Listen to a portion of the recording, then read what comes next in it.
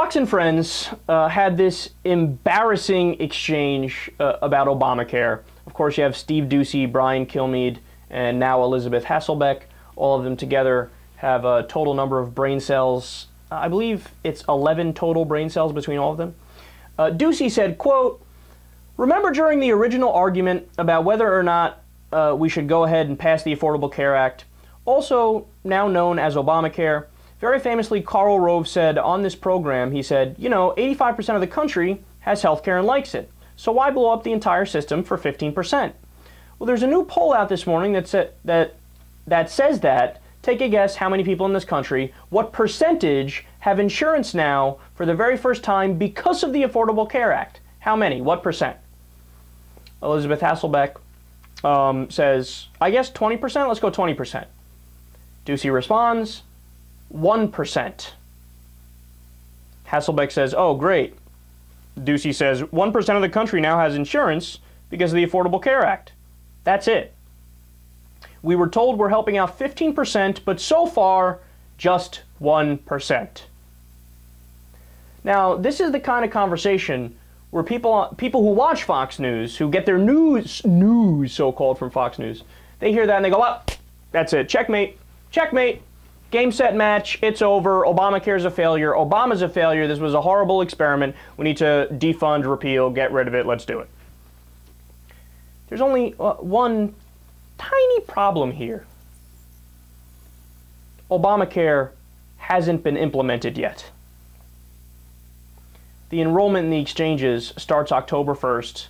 The coverage itself kicks in on January 1st. Only certain provisions, certainly not the bulk of the bill, have gone into place. And they're criticizing the law as if it's been law and it's been established since 2009. Now, again, with Fox News, you never know. You never know if they actually believe what they're saying, and Steve Doocy's like, look, 1%, it's over. See, you should be against Obamacare. I'm against Obamacare. Or if Steve Doocy is actively misleading you, and he knows the reality, but he says this garbage anyway. But the end result is the same either way, and personally, I don't really care. Steve Doocy is probably dumb enough to believe the garbage he's saying, but the end result is that the American people get incredibly misinformed. And to add on top of all of that, the provisions that have kicked in, quote, nearly 3 years after the law's enactment, 6.1 million Americans with Medicare who reached the Part D coverage gap, which is called the donut hole, saved more than $5.7 billion on prescription drugs. It saved $5.7 billion for the American people. And Steve Doocy's like, oh, it's totally ineffective law.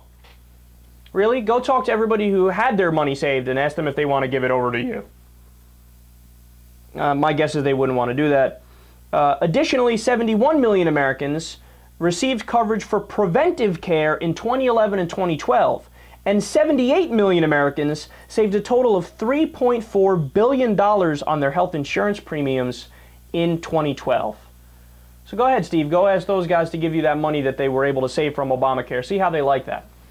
See if they're in favor of repealing it, and then they have to fork over that $3.4 billion.